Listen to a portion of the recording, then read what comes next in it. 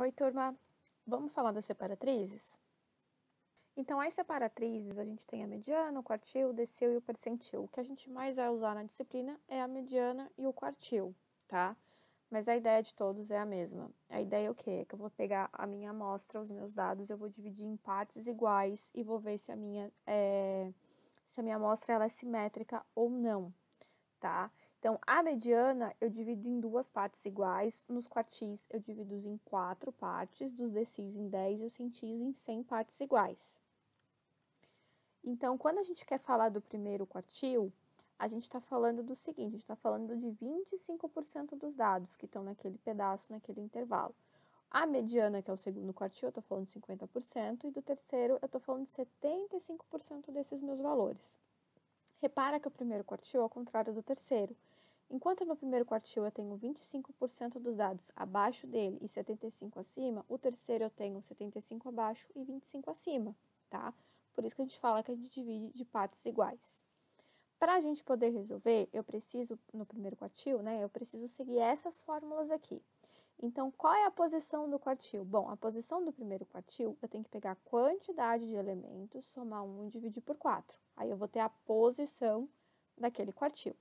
Já no segundo, eu vou somar com 1 a quantidade de elementos e divido por 2, que vai ter que ser equivalente à mediana. Posso usar a fórmula da mediana? Posso sim, não tem problema nenhum. Já o terceiro quartil, eu vou somar a quantidade com 1, multiplico por 3 e depois eu divido por 4. Então, aqui eu trouxe um exemplo e tentei montar aqui de uma forma mais visual para a gente enxergar, tá? Então, essa amostra aqui, eu tentei colocar os dados mais equilibrados, vamos dizer assim. Então, eu quero saber os quartis. Então, como que a gente pode fazer os quartis? O primeiro quartil, ele vai estar aqui. Então, ele vai ter 25% dos valores abaixo dele. No segundo quartil, eu vou ter 25%, aqui 25%, aqui 25%. Se a gente ver os números, eles estão mais ou menos, né? Tem uma simetria ali, né? Eles não são tão assimétricos assim. O que seria um valor mais assimétrico? Sei lá, que eu poderia ter, sei lá, um 60, um 80, enquanto que eu tenho o número 3, 8, 11, 14. Aí lá vai ter um número muito fora daquele padrão que a gente estava vendo até então, tá? Então, eu repeti aqui os meus dados para facilitar as minhas contas. Como que a gente vai começar a fazer? Eu vou achar o primeiro quartil.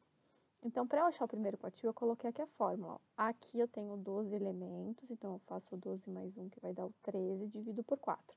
Então, eu preciso do elemento que está na posição 3,25, tá? Vai acontecer, às vezes, de dar uns números decimais, fracionários, mas não tem problema nenhum, que a gente já vai ver como que a gente vai montar. O segundo quartil, eu vou fazer a mesma coisa, eu vou aplicar na fórmula. Então, vai ficar 13 sobre 2, que vai dar o 6,5. Então, eu quero o elemento que ocupa essa posição, a posição 6,5. Já no terceiro quartil, eu quero o elemento que ocupa a posição 9,75. Eu preenchi essa tabela aqui só para a gente poder entender o que está acontecendo. O primeiro quartil ocupa a posição 3,25. Qual é a parte fracionária desse número? Ou seja, qual é a parte decimal? É o 0,25. A parte inteira é o 3 não me interessa é o 0,25. E do 6,5 é o meio. E do 9,75 é o 0,75.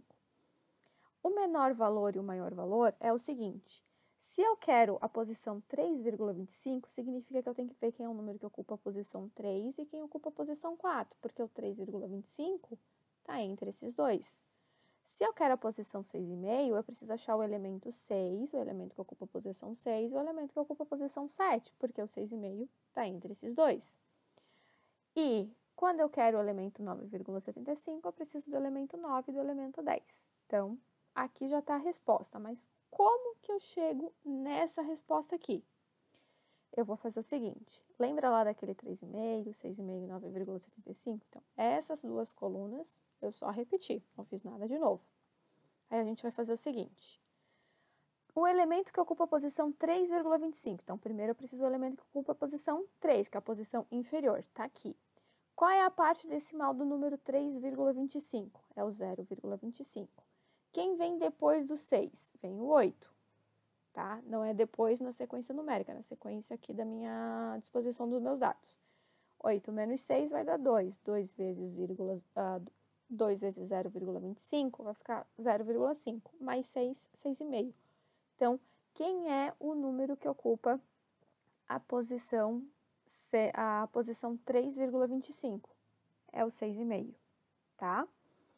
Quando eu vou fazer do segundo quartil, eu preciso saber quem ocupa a posição 6,5. Então, o que eu vou fazer?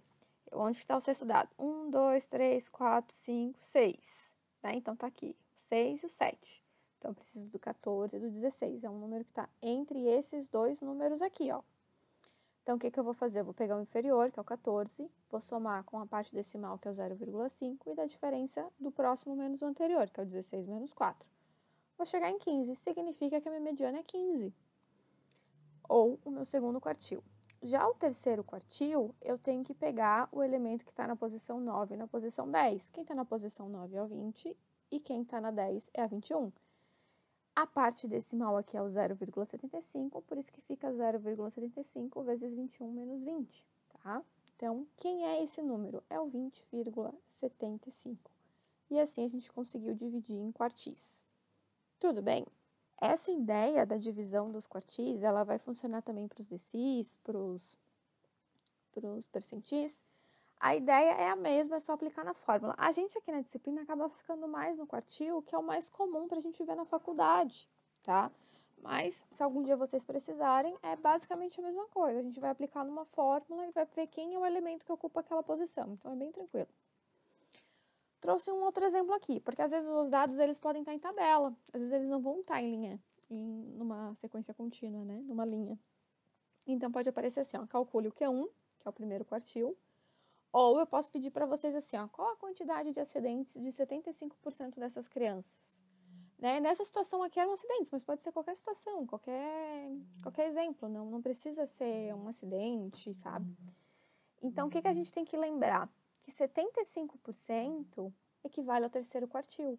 Então, às vezes eles vão pedir 25%, 50%, e daí a gente tem que fazer essa associação se é um quartil, tá? Ou se é um decil, um percentil.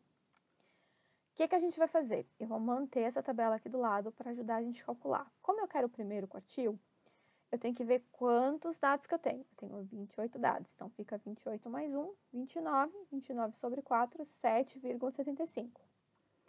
Para eu achar quem ocupa a posição 7,25, desculpa, eu falei errado, é 7,25. Eu tenho que achar na frequência acumulada onde está o 7,25. Então, aqui é 4, 4 mais 6 dá 10, daí 10 mais 9, 19, 19 mais 5, 24, 24 mais 4, 28. Então, eu olho na frequência acumulada. Onde que vai estar a posição 7,25? Bom, a posição vai estar aqui, ó, vai estar antes do 10, né? Porque depois do 7 vai vir o 8, vai vir o 9, vai vir o 10. Então, vai estar nessa classe aqui. Então, eu já posso entender que a criança 7 teve um acidente e a criança 8 teve um acidente também e já responder que é 1. Ah, mas eu não quero fazer assim, porque às vezes pode dar, por exemplo, eu preciso da criança 10 e da criança 11. Então, teve um acidente, teve 2 acidentes aqui. Pode acontecer isso. Então, a gente vai lá na fórmula. Quem é a classe inferior? Daí, nesse segundo caso de 10 e 11, né? Seria o 1 aqui. A parte decimal é o 0,25, que vai entrar aqui. E depois ficaria 2 menos 1. E daí, a gente vai conseguir achar a posição correta. Não é esse o caso. Como esse caso é a criança 7 e a criança 8, significa que as duas estão na mesma classe, tá? Então, por isso que eu escrevo 1 mais 0,25, que é a parte decimal aqui do 7, e 1 menos 1, porque a criança 8 teve um acidente e a criança 7 também teve um acidente. Então, quem é o primeiro quartil? 1. E quando eu quero 75% dessas crianças, eu vou colocar lá na fórmula do terceiro quartil. Então, 28 mais 1, 29, vezes 3, 87. 87 dividido para 4 dá 21,75. Eu preciso da criança 21 e da criança 22. Quando a gente olha na frequência acumulada, a gente vê que a criança 21 e a criança 22 estão aqui na posição do 24. Ou seja, elas tiveram 3 acidentes e eu já posso resolver a resposta e colocar que é 3. Se não, eu posso fazer na fórmula, que fica 3 mais 0,75, que é essa parte decimal aqui, e a criança 22 teve 3 acidentes e a criança 21 teve 3 acidentes também, o que resulta num quartil de 3 acidentes. Então, quantos acidentes 75% das crianças tiveram? 3. A gente pode responder isso, tá bom? Nos vemos na próxima aula.